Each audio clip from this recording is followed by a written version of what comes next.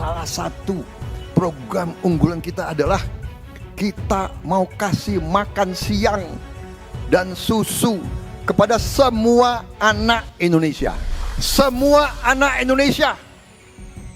Edian, anggaran program makan siang Prabowo ternyata rakyat bayar sendiri, pakai duit pajak, sama aja bohong namanya. Kalau program-programnya selalu dikit-dikit gratis, mending jauhin aja. Karena itu biasanya tipuan untuk membutakan mata kita. Dan program-program yang selalu bicara gratis itu biasanya nggak akan terrealisasi. Karena untuk menjadikan sebuah kebijakan gratis itu biasanya akan menjadikan rakyat bahkan negara sebagai korban. Halo, selamat datang di channel Redaksi Jurnal bersama JJ. Ada ya pemimpin yang suka bikin program tanpa peduli dengan realisasinya bagaimana? Oh, lebih tepatnya calon pemimpin. Karena sekarang si dia sedang menunjukkan penampilan superhero-nya untuk rakyat Indonesia. Tim kampanye nasional TKN Koalisi Indonesia Maju, pengusung Prabowo Gibran, mengungkapkan sumber anggaran program makan siang gratis jika terpilih dalam kontestasi Pilpres 2024 nanti. Dewan Pakar TKN Prabowo Gibran Panji Irawan mengatakan anggaran akan bersumber dari pungutan pajak. Anggaran yang dibutuhkan diperkirakan mencapai ratusan triliun. Kata Panji, pada Kamis 9 November, Pak Prabowo has a dream, mau ngasih makanan dan gizi susu kepada anak kecil ibu hamil. Tentu saja itu perlu biaya. Kita sudah menghitung, jadi memang angkanya bisa mencapai mungkin ratusan triliun. Tetapi kita juga sudah menghitung bahwasanya di dalam kita punya koleksi dari tax atau pajak masih banyak kebocoran. Untuk memaksimalkan penerimaan pajak, Panji mengatakan Prabowo Gibran akan membentuk Badan Penerimaan Negara. Ia berkata, Pak Prabowo Gibran ada satu program prioritas yang namanya penyempurnaan sistem penerimaan negara dengan membentuk Badan Penerimaan Negara. Ini masih banyak yang bisa diotak-atik. Dari sisi revenue tidak hanya tax tapi juga penerimaan non-pajak. Tak hanya itu saja, tim Prabowo Gibran melihat ada banyak sektor informal yang bisa didorong menjadi sektor formal sehingga menghasilkan pajak. Prabowo berjanji akan memberikan makan siang gratis dan bantuan gizi kepada 82,9 juta orang jika terpilih dalam kontestasi Pilpres 2024. Jumlah itu berasal dari beberapa daftar golongan masyarakat. Pertama, untuk 74,2 juta anak sekolah alias murid. Kedua, 4,3 juta santri. Ketiga, 4,4 juta ibu hamil. Prabowo mengatakan program makan siang gratis dan bantuan gizi merupakan strategi jangka panjang untuk memperbaiki sumber daya manusia. Program ini diharapkan dapat menekan angka stunting dan meringankan beban rakyat miskin. Menurut penulis, janji politik ala Prabowo ini sama sekali nggak make sense. Karena jika program itu dijalankan sudah pasti anggaran negara akan meledak dan ekonomi pun carut-marut. Belum lagi pajak yang harus ditanggung rakyat akan melambung sangat tinggi demi menutupi kerugian anggaran negara yang membengkak. Ingat, mereka tak akan selamanya bergantung pada pemberian makan gratis. Usia mereka juga akan bertambah, hingga titel pelajar tak melekat lagi pada status mereka. Jika seandainya sejak remaja saja sudah dimanjakan dan jauh dari kata produktif, mau jadi apa generasi penerus bangsa ini? Mengingat Indonesia akan menghadapi bonus demografi beberapa tahun ke depan. Bukankah seharusnya Prabowo mengajak usia produktif seperti kalangan pelajar untuk mengasah soft skill dan hard skill mereka demi menciptakan sesuatu yang berguna bagi dirinya dan orang lain, ketimbang memanjakan mereka dengan memberikan makan siang gratis tanpa harus berjuang untuk mendapatkannya. Mereka berusaha meyakinkan bahwa apa yang direncanakan itu berdasarkan kalkulasi yang sudah dilakukan oleh tim Prabowo, yang mana program makan gratis yang diwacanakan akan menelan anggaran sebesar 400 triliun rupiah per tahunnya. Sebuah rencana program yang bombastis yang membutuhkan anggaran fantastis. Yang pasti banyak orang akan dibuat menangis. Karena masyarakat paham Prabowo Gerindra sedang berusaha ngapusi dengan jargon program yang tidak logis dan realistis. Lalu bagaimana nih Pak Prap? Akankah dirimu masih getol dan ngotot untuk menggaungkan program makan gratis yang akan membuat anggaran negara carut-marut lantaran harus memecah serta membagi-bagi ulang alokasi dana? Menjadi sangat konyol jika apa yang mereka katakan berbanding terbalik dengan apa yang bisa mereka lakukan.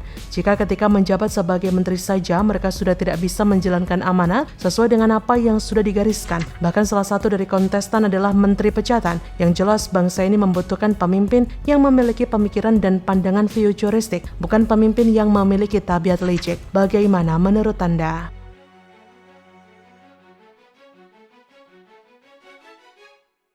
Kalian tahu menghadapi saya di Instagram kan. Ya udah itu biasanya saya pakai untuk warga Solo. Tapi sekarang kan situasi udah berubah, biasanya infoprint se-Indonesia.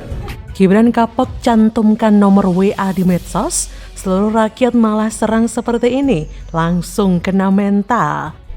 Kalau di Solo itu ada yang namanya ini apa? Dia platform khusus, bisa ini apa? Semua jenis komplain dimasukkan ke situ dan kamu bisa lihat progresnya sampai kemana. Progresnya sudah ditindaklanjuti, sudah diselesaikan atau gimana. Itu saya nggak tahu di sini ada atau tidak. Halo, selamat datang di channel Redaksi Jurnal bersama JJ. Gibran Rakabuming Raka baru-baru ini seperti baru menyadari dan menyesal karena mencantumkan nomor pribadi miliknya di media sosial. Gibran mengaku menerima pengaduan dari warga se-Indonesia melalui nomor ponsel yang ia cantumkan di akun resmi media sosialnya. Hal ini ia sampaikan ketika menanggapi keresahan sejumlah influencer di Makassar, Sulawesi Selatan, Jumat 24 November terkait kritik di media sosial. Gibran seperti kapok karena menerima banyak pengaduan dari seluruh masyarakat Indonesia yang sebelumnya pengaduan tersebut hanya diperuntukkan untuk warga Solo saja. Gibran seperti tidak nyaman dan belum siap menerima pengaduan yang begitu banyak dari masyarakat. Jika Gibran belum siap menerima pengaduan dari masyarakat, lalu mengapa ia maju menjadi cawapres? Bukan hanya itu saja, bukti Gibran tidak siap adalah ketika Gibran tidak mau hadir menemani Prabowo di saat dialog terbuka yang digelar di Universitas Muhammadiyah Surabaya.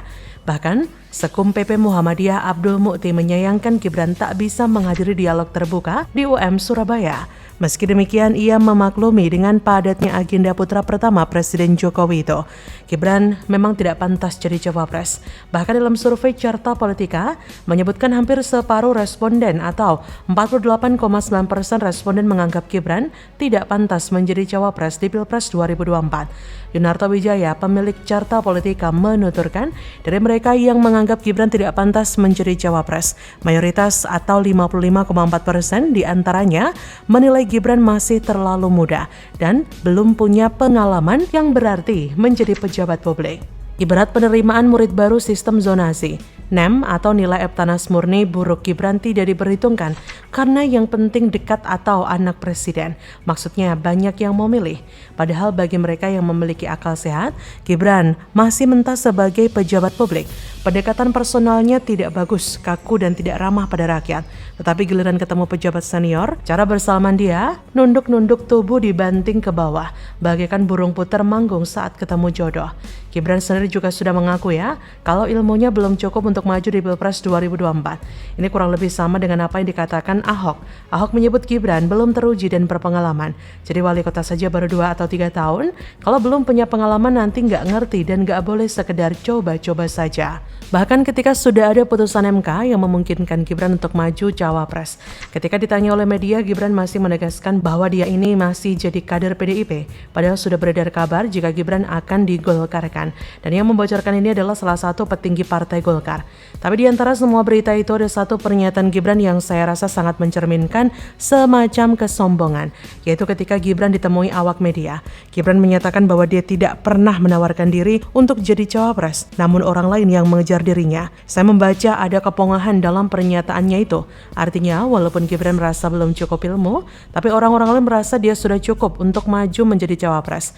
Dalam arti elit partai emang ada demo massa minta Gibran segera ikut Pilpres 2024. Yang ada sih demo di MK, menuntut integritas MK, menolak intervensi politik terhadap MK dan menolak dinasti politik. Kepongahan yang terbaca dari pernyataan Gibran tadi akhirnya terbukti. Lihat saja ekspresi wajah Gibran. Setelah resmi didukung Golkar untuk jadi bakal cawapres Prabowo, wajah Gibran begitu sumringah, seperti orang yang baru dapat cuan segede gaban, meluruhkan semua yang ia katakan beberapa bulan, bahkan beberapa hari sebelumnya. Kalau kata netizen mah, mencela-mencele. Bagaimana menurut Anda?